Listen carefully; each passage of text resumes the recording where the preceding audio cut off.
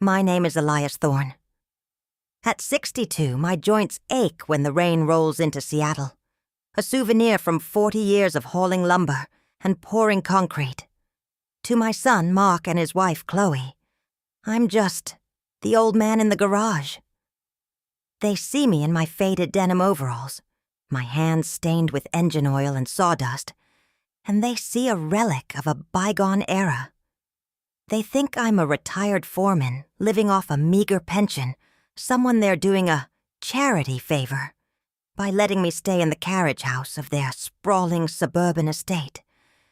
They have no idea that I designed the very foundation they're standing on.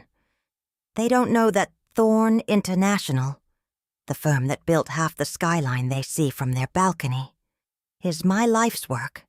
And they certainly don't know that the anonymous landlord who owns this 5-acre property is the man they just told to use the service entrance. The test began 18 months ago. Mark's luxury architectural firm was teetering on the edge of bankruptcy after a series of bad investments and a taste for champagne on a beer budget. He called me, not to ask how I was doing after his mother passed, but to ask if I knew any cheap places to stay. I told him I had a connection with a property owner in the Highlands. I told him the owner would let them stay for free in exchange for light maintenance provided by me. For a year and a half, I've played the role of the invisible servant. I've mowed their 3-acre lawn, fixed their clogged infinity pool, and painted their guest rooms. I've watched Mark buy $4,000 suits while I secretly paid his property taxes through a holding company called Silver Lake Assets.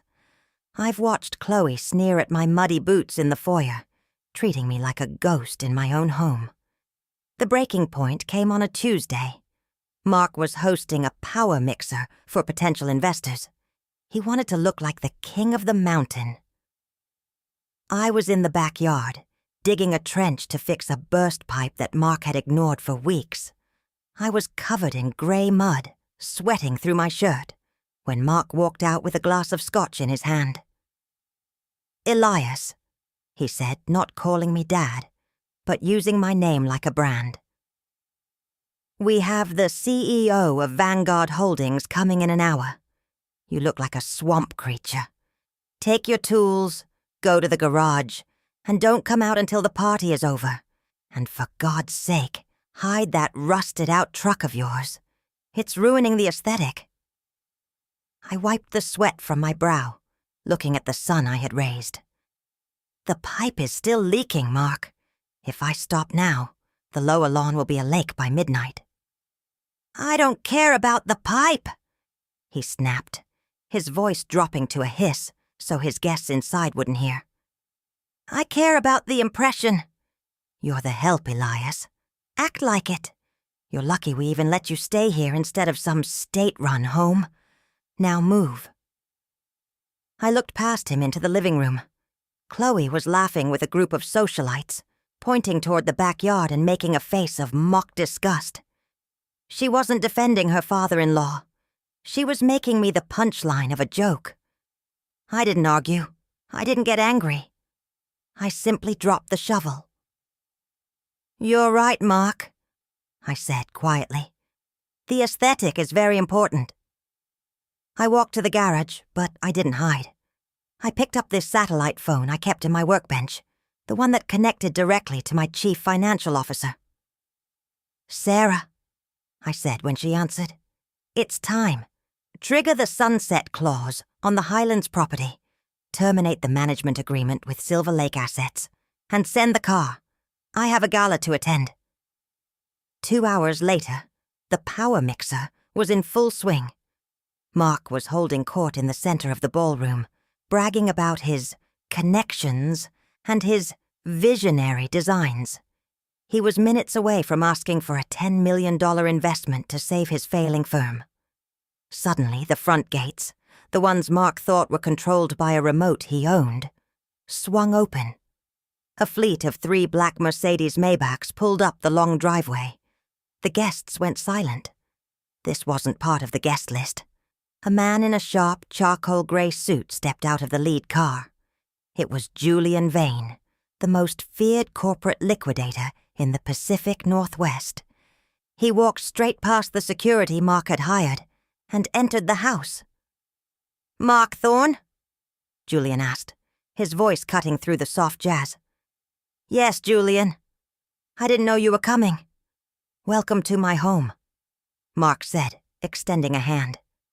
"It isn't your home, Mr. Thorne," Julian said, not taking the hand. "I'm here representing Silver Lake Assets. As of 5 p.m. today, your lease-free occupancy has been terminated due to a breach of the Character and Maintenance Clause. You have 48 hours to vacate the premises." The room erupted in whispers. Chloe's face turned a ghostly shade of white. "There must be a mistake," she stammered. "The owner is a friend of my father-in-law's. He's just a handyman. He doesn't have the power to do this." "The owner isn't a friend of your father-in-law," Julian replied with a thin, cold smile. "The owner is your father-in-law." The doors opened again. I walked in, but the swamp creature was gone. I was wearing a bespoke midnight blue suit that cost more than Mark's entire car. My hair was swept back, and the grease under my fingernails had been scrubbed clean, revealing the hands of a man who had built an empire. The silence was absolute. Mark looked at me, his mouth opening and closing like a fish out of water. "Dad." "Hello, Mark," I said, walking to the center of the room.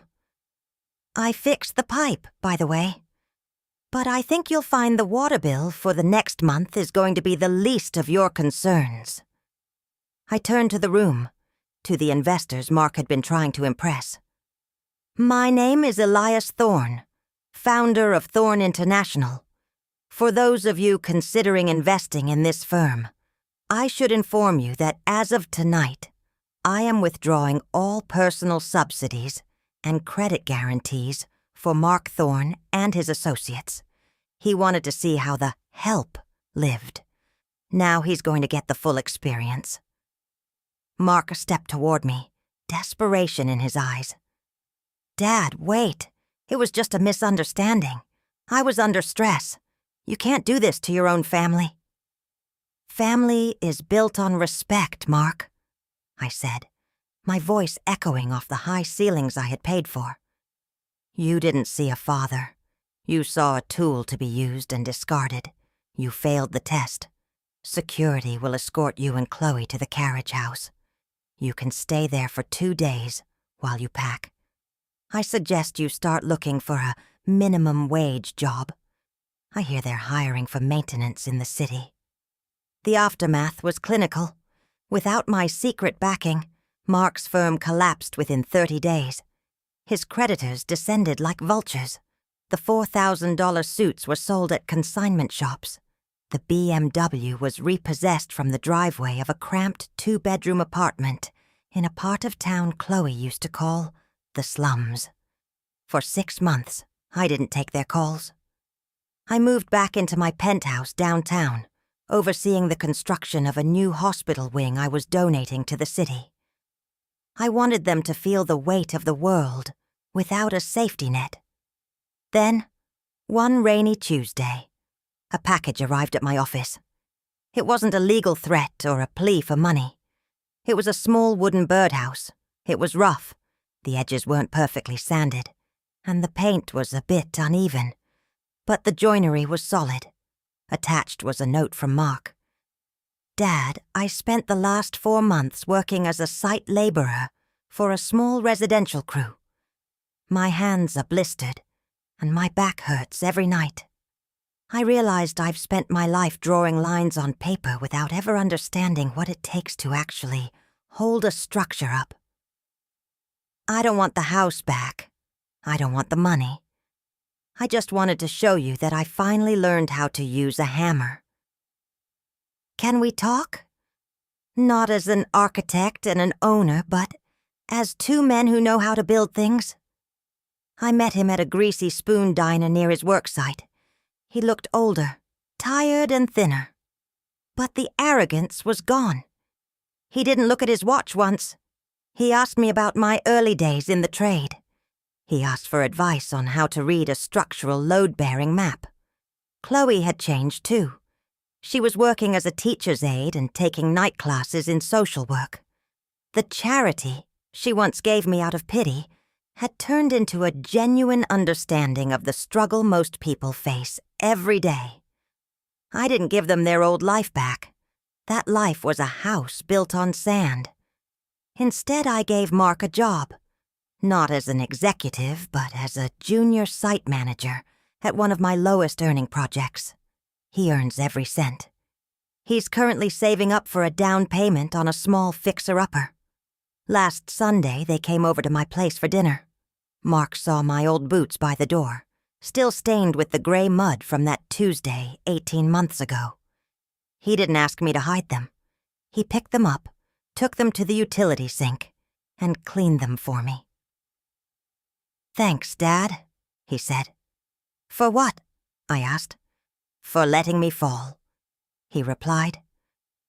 "I never would have learned how to stand up on my own if you kept holding the net. True wealth isn't the building you own. It's the character you have when you're the only one left in the room.